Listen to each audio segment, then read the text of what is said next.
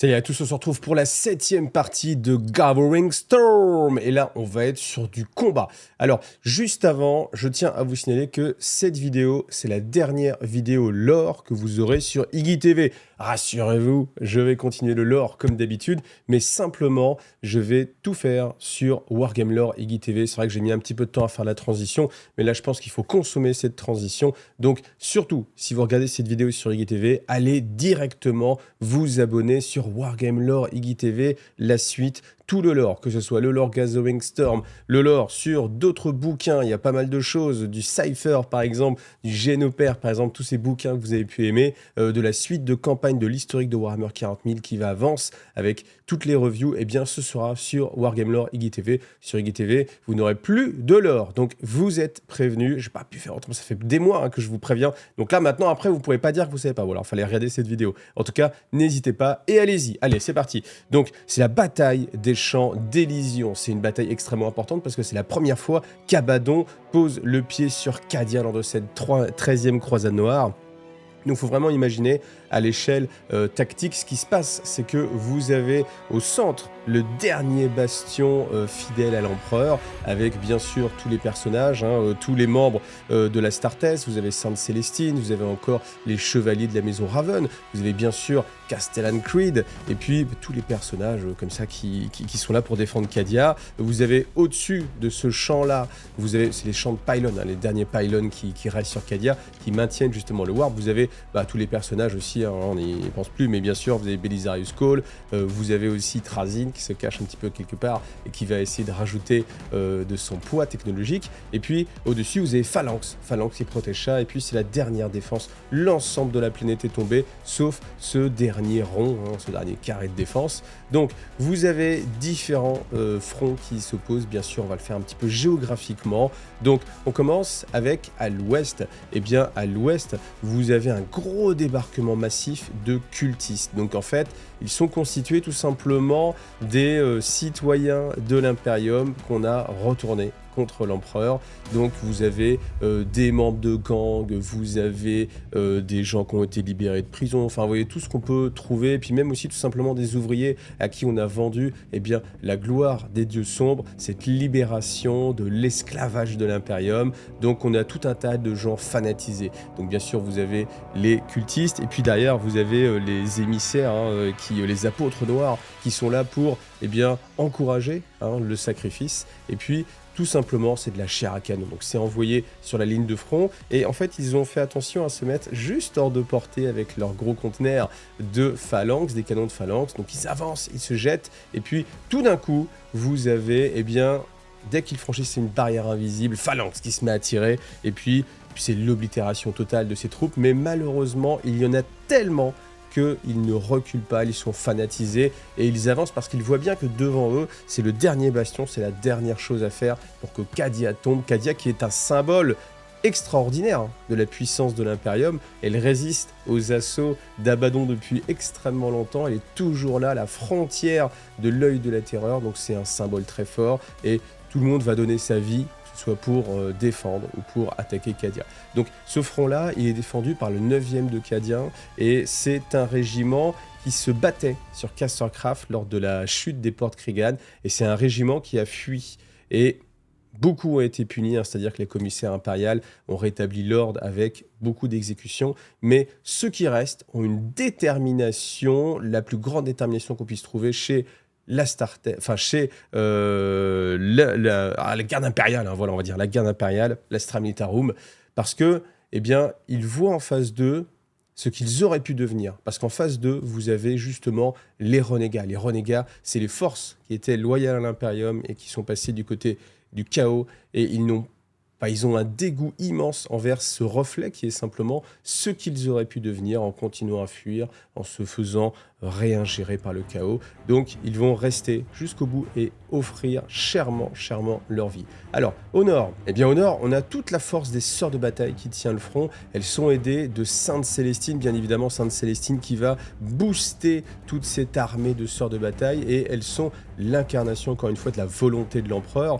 ce qui fait qu'elles sont beaucoup plus efficaces que des combattants classiques, et que même une sœur de bataille classique, parce qu'elles sont boostées avec l'auréole de gloire de Sainte Célestine. Et puis, elles ont à cœur de détruire eh bien, toutes les machines de siège qui viennent en fait comme ça du nord. Elles zigzaguent entre les pylônes pour essayer de cibler précisément tous les mécanos, alors les mécaniciens du culte, alors les technomanciens, je crois que c'est les technomanciens, qui sont là pour réparer justement les machines de siège. Elles les ciblent en priorité, donc il y a quand même une tactique au sein de tout ça. Et puis bien sûr, on a beaucoup de séraphines qui peuvent porter vraiment la mort dans les lignes adverses. Donc voilà, ça c'est ce qui se passe au nord. À l'est, eh bien à l'est, vous avez surtout la maison Raven. Alors bien sûr, à chaque fois, ça va être saupoudré avec différents régiments d'Astra Militarum, de Cadiens pour tenir la ligne. Mais vous avez aussi surtout des forces majeures. La force majeure, c'est les chevaliers Raven qui sont encore en vie, qui se battent contre justement la Légion titanique. Et eh bien, c'est là où on va connaître la fin pour Baronne Vardus, donc la Baronne Vardus qui va trouver la mort de façon glorieuse en éliminant un Titan River. Il faut vraiment imaginer le tour de force, parce que bien sûr elle a un Knight, mais face à un Titan River, elle en a déjà éliminé plusieurs. Il faut imaginer un peu le tour de force que cela représente. Donc elle va être éliminée dans l'explosion du réacteur plasma du Titan. Mais malgré tout, eh bien, sa mort en fait va galvaniser tous les survivants de la maison Raven et ils vont avoir un combat difficile, ils vont quasiment tous disparaître, mais en faisant chèrement payer ça à la Légion titanique du chaos. Et puis ils sont aidés aussi avec tous les régiments blindés. Donc on a vraiment une grosse force mécanisée comme ça qui est à l'est et qui lutte justement contre les titans du chaos. Et puis enfin, au sud, c'est là où la situation est la plus dramatique. Pourquoi? Parce que c'est le front qui va être assailli par la Black Legion. Alors la Black Legion, on se rend compte un peu de la puissance qu'elle peut avoir. Pourquoi? Parce qu'on décrit que c'est une colonne blindée qui fait 3 km de large et 6 km de long. Donc imaginez une colonne blindée aussi énorme. Et en fait, ça me fait réfléchir. Alors je me suis dit peut-être que je peux essayer de calculer un petit peu, mais je me suis dit il faudrait imaginer un peu la taille d'un Land Raider, la taille d'un Rhino, mettre d'un côté, faire une sorte de moyenne avec une proportionnalité en se disant ils doivent avoir par exemple 5 Rhinos pour un Land Raider peut-être. Après il y a un espacement entre les véhicules. Donc je me suis dit c'est calculable. Franchement, si l'un d'entre vous a envie de passer un petit peu de temps pour essayer d'imaginer, de conceptualiser combien de véhicules cela représente, eh ben, je suis vraiment très preneur. Donc, mettez en commentaire.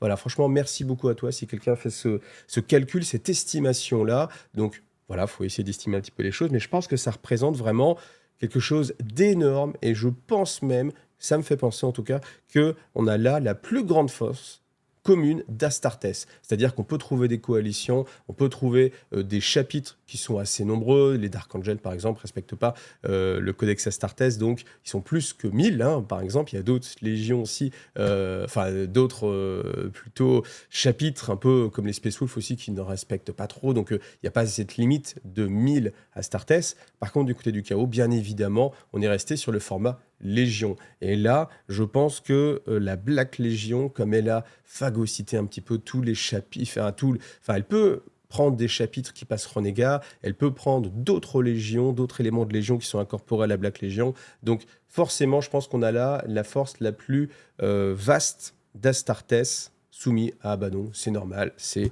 l'antagoniste principal. En tout cas, cette force-là, eh bien, elle se heurte aussi au tir de Phalanx, parce qu'il faut bien imaginer que Phalanx couvre vraiment une zone au-dessus des pylônes, et bien sûr, dès que ça rentre dans une zone assez proche, il peut pilonner ces différentes positions. Mais on est bien sûr face à Abaddon avec sa résolution. Et puis, quand vous êtes un des élus d'Abaddon, voilà, vous n'allez pas vous laisser arrêter par un bombardement, même si c'est celui de Phalanx. Alors, du côté de l'Imperium, la petite polyvalence qu'on peut trouver, ce sont justement toutes tous les restes, on peut appeler ça comme ça, de Force Space Marine. Donc, tous, sauf bien sûr les Space Wolves, j'en ai déjà parlé.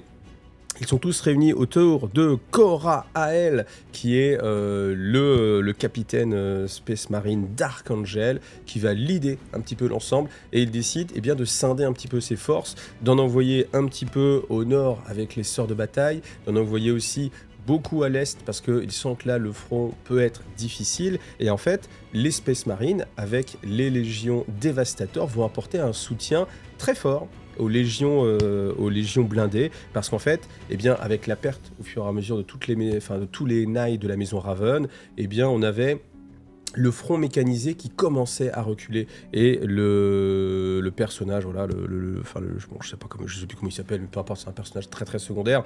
Enfin, voilà, le super général qui décidait de la compagnie blindée. Oh là là. On sent que le mec il a pas fait l'armée. Hein. Ouh là là, honte à moi. Mais voilà, en tout cas, lui, eh bien, avait envie de reculer, sauf qu'il s'est aperçu dans son effroi qu'en fait, il n'y avait pas de place pour reculer, parce qu'il n'y avait pas de terrain à céder, parce que derrière lui, eh bien, c'était les fronts, les autres fronts. Donc, c'était un point difficile, et là, on a vu vraiment que les Astartes, avec les Dévastators, eh bien, pouvaient tenir en respect les Titans. Et c'est là où on voit aussi la polyvalence et la force que peut être l'Astartes, parce qu'on a vite fait d'imaginer qu'un Titan, c'est inarrêtable, et en fait, non. Là, on a vraiment l'exemple concret que les Dévastators, c'est fait pour lutter contre du très très lourd et du Titan, c'est ce qui va être le plus costaud. Donc, eh bien, on retourne un petit peu donc à l'ouest avec le 9e de Cadia, qui est très ordonné. C'est-à-dire que même si vous avez tous ces cultistes, hein, leur sombre image qui s'avance vers eux, eux vont résister, ils vont être très disciplinés, parce qu'ils savent que de toute façon, il n'y a pas d'échappatoire, ils vont mourir. Mais ils doivent le faire en emportant le plus possible, eh bien, de cette image, encore une fois, déformée de ce qu'ils auraient pu être. Et c'est des tirs très disciplinés, mais forcément, ils se font balayer tout simplement par la masse, en fait. Il y a un moment donné où la qualité et même la volonté mais ne fait pas le poids contre la masse. Et même s'ils ont des canons de Earthquake, c'est les canons de basilic, enfin de l'artillerie très lourde, des tirs de phalanx, eh bien ça ne suffit pas. Les cultistes continuent, marchent sur les corps de leurs anciens camarades, et puis piétinent l'ensemble et finissent par atteindre en fait les lignes du 9e qui trouvera la rédemption dans le sacrifice. Alors ce qui est à noter, c'est que le front nord est celui qui tient le mieux en fait, parce que eh bien, les forces de Sainte-Célestine sont extrêmement efficaces, et puis les sœurs de bataille, auréolées de la volonté de l'empereur, on sent que ça a un réel impact, et aucune machine démoniaque n'a réussi à atteindre leur ligne. Elles réussissent toujours, eh bien, au prix de lourdes pertes malgré tout, à tenir en respect les forces du chaos au nord. Par contre, évidemment, à l'est, c'est beaucoup plus difficile, et c'est juste l'intervention, encore une fois, des Space Marines qui permet de retarder les choses, mais on sent que ce front est en train de flancher, à tel point que même certains généraux, en fait, eh bien, sonnent le retrait, la fuite. Bien sûr, ils sont exécutés instantanément par les commissaires, mais eh bien, malgré tout, ça joue, parce que votre commandant qui vous dit fuyez, il n'y a pas d'échappatoire, bien forcément ça va attaquer un peu le moral. Creed se rend compte et essaye de prendre le lead lui-même, donc il utilise en fait justement son aide de camp, hein, Jarmen Kell, pour utiliser son amplificateur vocal pour essayer de dire tenez la ligne, mais c'est là qu'Abaddon décide qu'il est temps de briser Cadia, et en fait directement, il se téléporte avec l'ensemble de ses gardes de Terminator, ses forces rapprochées, et il fait un massacre dans l'état-major de Cadia. Il est à l'intérieur du bastion, et en fait, quasiment tout le monde va mourir. Le seul survivant, un des seuls survivants, ça va être Creed. Alors vous me disiez...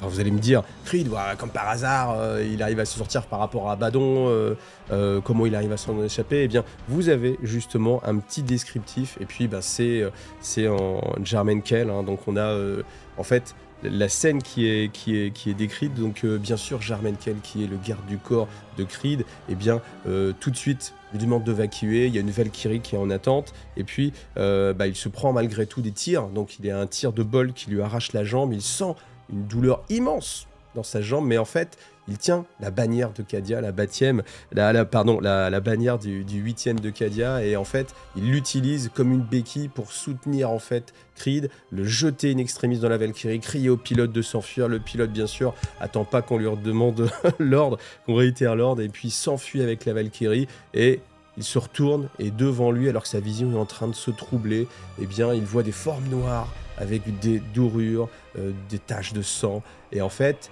il se retrouve soulevé tout simplement comme une poupée de chiffon, alors que Jarmen Kell, c'est quand même un bel athlète, ma foi, d'un fort beau gabarit. Il se retrouve et il retrouve un peu sa vision, et il voit que devant lui, c'est Abaddon qui est devant lui, donc il se sait mort, mais dans un dernier défi, il lui crache au visage en disant « Cadia survivra ». Abaddon sourit, écrase sa nuque et lui dit non, je ne crois pas. Et ce sont les derniers mots qu'entend Jarmenkel. Ainsi disparaît Jarmenkel, qui est quand même un personnage assez emblématique, un personnage, si vous avez joué à Astra Militarum ou Garde Impériale plutôt, eh bien c'est un personnage vraiment emblématique qui a dû vous suivre tout au long de votre vie de joueur. Et c'est là, je pense même, une des morts les plus emblématiques de tout l'univers de Warhammer 40 000, parce que, comme je vous l'ai dit dans d'autres vidéos, il y a très peu de morts. C'est extrêmement rare qu'on ait des morts. Souvent, c'est qu'ils sont blessés grièvement, on les retrouve, etc. On l'a vécu très récemment avec l'ami Bélial. Bélial, qui s'opposait en fait aux forces du chaos, qui était quasiment mort, mais en fait, bah voilà, on l'a revu très récemment, très resplendissant, enfin aucune séquelle. Ouais, c'est ce genre de choses qu'on a souvent. Et là, pour le coup, on a vraiment la mort d'un personnage, parce qu'il n'y a pas, des fois en fait, vous voyez, c'est comme dans les films où vous avez, oh non, il est tombé sous un éboulement, on voit, on imagine que la personne est morte, ou vous avez une explosion, mais bon, le gars va arriver, il est un petit peu brûlé, etc. Il a juste perdu un bras, etc. Là, on est sûr, c'est la mort de Jarmenkel, et c'était vraiment assez décisif, donc c'était un choix, je pense, assez intéressant, mais assez fort pour le lore de Warhammer 40 000 que de le faire décéder. Donc voilà, je voulais lui rendre un petit peu hommage. Alors avant de continuer, je me permets de vous rappeler que cette vidéo, elle est aussi disponible sans aucune publicité et aussi en version podcast. En général, on avance sur Tipeee. Donc, si vous me suivez sur Tipeee, c'est du financement. Ça me permet, moi, de continuer. Hein. C'est mon principal mode de financement. Sans Tipeee, il n'y aurait pas d'IGTV depuis maintenant 2 ans. Donc, je compte vraiment sur vous pour continuer. C'est la contrepartie que je cherche à vous offrir. Et puis, je tiens vraiment à remercier tous ceux qui sont venus me voir au French Wargame Day ce week-end, parce que beaucoup m'ont parlé des vidéos lore, des vidéos fluff. Et honnêtement, là, on est dans une période très difficile où j'ai très peu de temps. Là, je tourne la vidéo, je vais la monter, je pars directement sur Paris pour faire le live de ce soir chez My Hobby Place. Et j'avais vraiment envie de prendre un petit peu de repos et puis de ne pas faire cette vidéo, de la reporter. Mais j'ai pensé à vous ce matin, franchement, sans déconner, je vous jure, j'ai pensé à tous ces gens qui m'ont dit « Ouais, j'adore le lore, etc. » Et je me suis dit « Ok, je vais pas les laisser tomber, je vais faire cette vidéo lore. Par contre, veuillez m'en excuser, mais du coup, il y aura un travail moins grand, vous devez le voir dans le son, dans les images qui vous sont proposées. C'est la contrepartie pour avoir cette vidéo aujourd'hui. Voilà, merci de votre compréhension en tout cas. Et puis on retourne au combat. Donc ça devient dramatique parce que l'état-major complet de la 8e a été décimé. Creed n'est plus à la tête. Donc après, bien sûr, on imagine qu'il va se retrouver sur un front malgré tout, mais sur un front en danger. En tout cas, on ne voit plus l'étendard flotter et c'est la force de la Black Legion qui est en face avec ni plus ni moins qu'Abaddon. Donc, c'est décimé, le sud est perdu et Abaddon décide d'attaquer directement l'est. Alors pourquoi l'est? On le suppose parce que c'est là où il y a la plus grande force d'Adeptus Astartes. Donc bien sûr, on imagine qu'une fois qu'il a réussi à détruire la tête de Cadia, il a envie de s'attaquer en fait à ses muscles avec la représentation de l'Astartes, évidemment. Donc la guerre éternelle entre les différents Astartes. Donc c'est ce moment-là aussi où sur le front ouest, celui qui était tenu aussi par les Cadiens, que l'amoncellement de cadavres, le sang, les morts va provoquer l'apparition des démons du chaos. Et les démons sont bien sûr attirés par cette tuerie immense. Donc on a des démons de Tzeentch, de Slaanesh, on a vraiment tout le panthéon qui vient participer à la fête. Et ça va drastiquement changer la face de ce front parce que même si il y a cette forme intangible, ils peuvent quand même décimer très facilement, et ce renfort soudain de qualité aussi, parce que c'est ça la différence, c'est que avant il y avait que des cultistes, donc c'est-à-dire des combattants de maigre qualité qui venaient simplement en mode chair à canon se faire tirer se faire tirer comme des lapins. Là on a vraiment des lapins enragés, des lapins démoniaques, des lapins des dieux, et le front ouest tombe aussi. Donc on est dans une situation très difficile. Le front ouest est anéanti par la force de démons, plus tous les cultistes qui continuent comme ça à avancer. La zone sud a été détruite. On a la Black Legion d'Abaddon qui avance à l'intérieur des centres de commandement et qui investit en fait toutes les cryptes et en fait les souterrains, là où on a justement des zones de contrôle, des armes, de l'énergie, et aussi là où on va trouver Belisarius Cawl. Donc au nord par contre, c'est là où justement il y a la victoire de l'Imperium, et c'est grâce à Sainte Célestine. Sainte Célestine, auréolée de gloire, avec ses Germinae Superia, eh bien, elle a un poids colossal sur le front nord avec ses sœurs de bataille, et en fait, c'est une victoire de l'Imperium. Les forces du chaos sont mises en déroute, sont détruites, et elles décident, voyant justement la percée du chaos avec les démons d'un côté, eh bien d'essayer de poursuivre Abaddon aussi, de changer les choses et d'avoir un impact réel. Mais en tout cas, c'est une victoire au nord.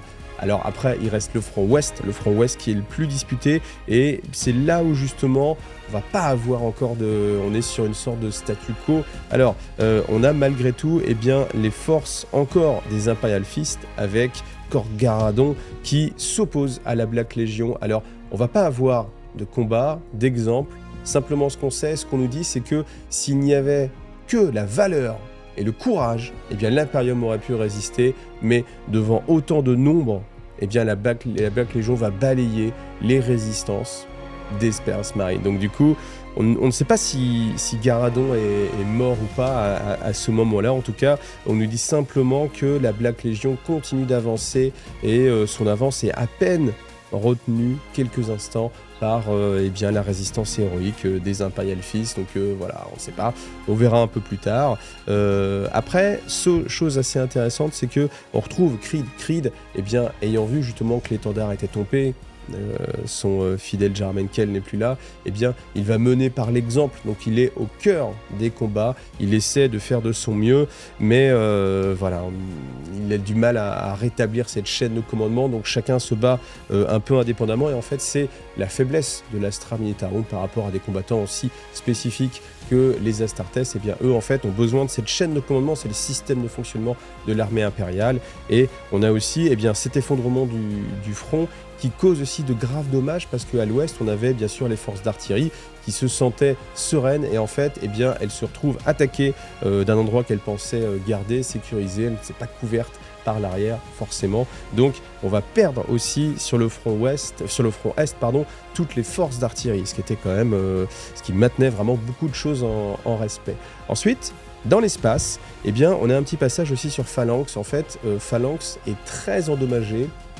Malgré tout, eh bien, la forteresse a gardé en fait une capacité de détection assez importante, et ils s'aperçoivent qu'il y a tout un tas de vaisseaux qui vont dans le champ d'épave de la Blackstone Fortress, et ça attire l'attention justement des membres de Phalanx, et ils se disent mais pourquoi donc les forces du chaos se risquent dans cette zone qui est une zone très dangereuse, évidemment un champ de débris. On imagine bien que c'est pas le meilleur endroit pour se situer dans l'espace avec un vaisseau spatial, hein, même si on a des champs de force, des coques de plusieurs kilomètres peut-être d'épaisseur, donc quand même pas, mais en tout cas avec des centaines de mètres de blindage, ça reste extrêmement dangereux, surtout que les forces qui ont été déployées en fait par la Blackstone Fortress quand elle a explosé sont des forces un peu de l'Immaterium, donc c'est quelque chose d'assez étonnant. Et en fait, eh bien tout simplement, les dirigeants de Phalanx, parce que Garadon ne l'est plus, Garadon était sur se battre à la surface de Cadia, eh bien se disent, peu importe ce qu'ils sont en train de faire, mais s'ils le font, il faut qu'on s'y oppose. Donc on ne va pas réfléchir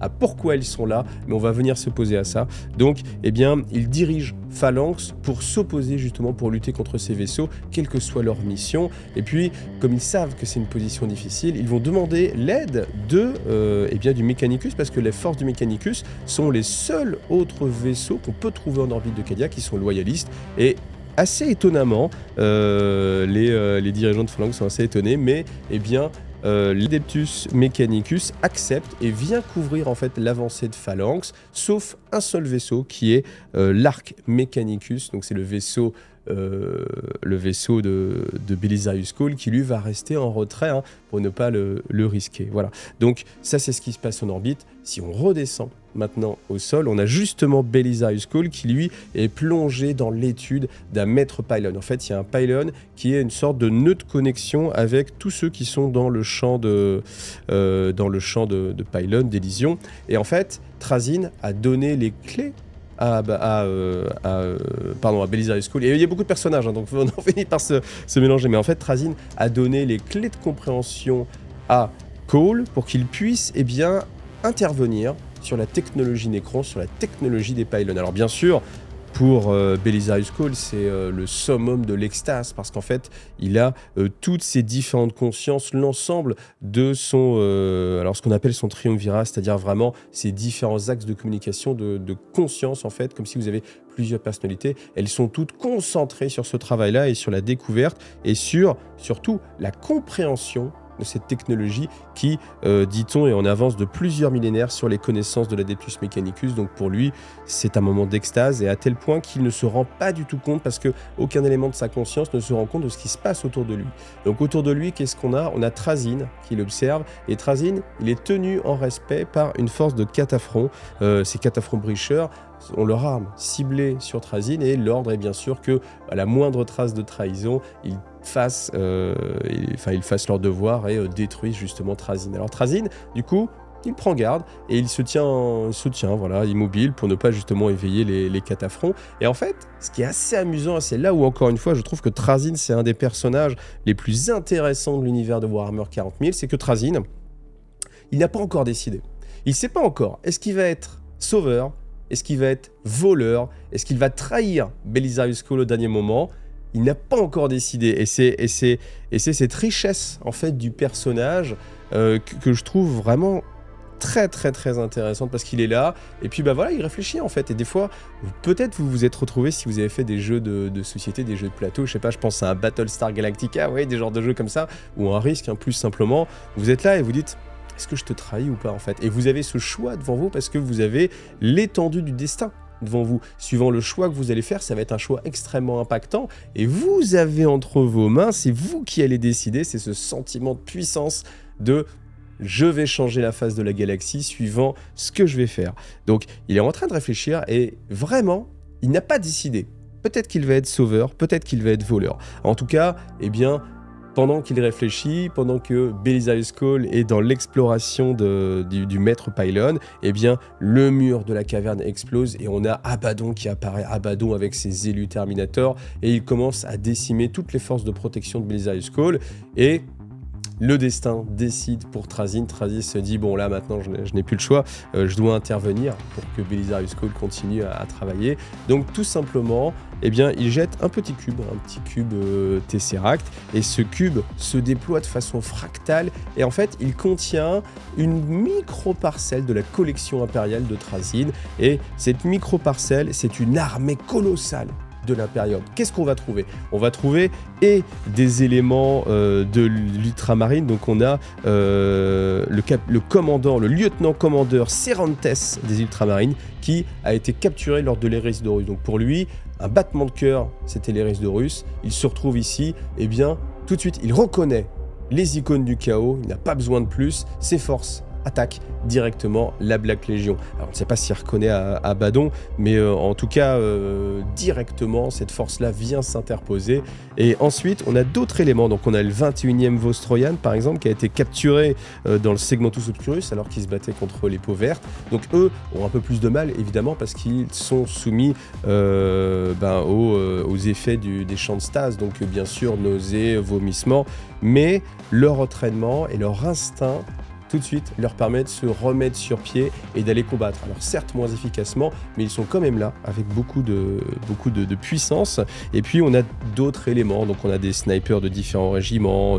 Voilà, on va passer. Par contre, il y a un autre personnage qui jaillit aussi de ce Tesseract, mais qui ne va pas agir directement, c'est l'inquisiteur Catarina Greyfax, le troisième membre du Triumvirate. Donc si vous connaissez un peu l'histoire de Gathering Storm, vous verrez que c'est un des personnages essentiels, donc on met le focus dessus. Normalement vous le savez déjà, sinon je vous le dis, c'est un personnage essentiel. À l'époque où les premières boîtes de Gathering Storm étaient sorties avec les nouvelles figurines, on avait Sainte Célestine avec les Germinae, on avait Belisarius Cawl, et l'autre personnage c'était Catarina Greyfax. Donc on sait que c'est un personnage essentiel, parce que quand le bouquin est sorti, la boîte est sortie aussi, hein, donc vous vous doutez que c'est un personnage qui va avoir un rôle très important. Par contre là, elle est dans l'observation.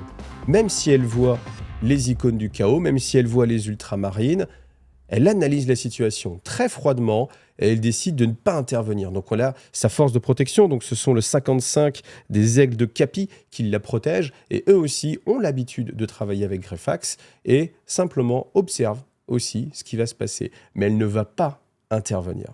Donc bien sûr, cette aide de Trazyn, qui n'est pas directe, va radicalement changer la phase du conflit et la force d'Abaddon eh bien, va s'essouffler. Donc on ne sait pas encore si c'est totalement arrêté, on ne sait pas encore si Belisarius Cawl va survivre, mais en tout cas on sait que Trazyn, lui, décide simplement que, eh bien, en tant que sauveur, il en a fait assez, et même s'il a envie de protéger Belisarius Cawl, eh bien, son intervention va s'arrêter là. Il ne va pas rentrer directement lui dans le combat, mais il va simplement disparaître dans les ombres et laisser eh bien, ces petits éléments de collection simplement agir. Donc on va s'arrêter là, on ne sait pas ce qui va se passer de plus. En tout cas, ce qui est certain, c'est que sur la page suivante, eh bien, on change de chapitre. Je vous montre à quoi ça ressemble. Voilà, le glas de minuit, chapitre 3, avec l'inquisitrice Greyfax, qui était assez réussi, hein, qui avait un style qui nous changeait un petit peu à l'époque. Donc, bien sûr, la suite, vous la retrouverez eh bien, la semaine prochaine. Encore une fois, je me permets de vous rappeler que ce sera uniquement sur Wargame Lore TV, uniquement sur ma chaîne secondaire, 100% Lore. Donc, c'était la dernière vidéo, peut-être, on verra. Mais en tout cas, dans un avenir proche, c'était la dernière vidéo Lore que vous trouvez sur IGTV. Donc, encore une fois, pensez tout de suite, allez-y, allez vous abonner sur la nouvelle chaîne. Et voilà... que l'avenir nous dise si c'était un bon choix ou pas, mais en tout cas, voilà, je pense que ce sera une bonne chose pour la chaîne, et puis on verra, il y aura toujours moyen de revenir en arrière. En tout cas, merci à tous ceux qui m'ont suivi, merci à tous ceux qui soutiennent. J'espère que, en tout cas, Gathering Storm, vous sentez un peu à quel point c'est quelque chose où il se passe énormément de choses qui sont très impactantes pour l'avenir du lore de Warhammer 40 000, et pourquoi je tenais absolument à vous le partager et à revenir dessus. Alors après, ceux qui se posent la question de la suite, quand est-ce qu'on aura la suite, je vais terminer Gathering Storm. Ensuite, je pense que je parlerai de peut-être Nexus Paria, parce qu'il y a quand même pas mal de choses assez intéressantes. Et puis après, je referai aussi un roman. J'hésite entre Cypher et j'hésite entre Génopère.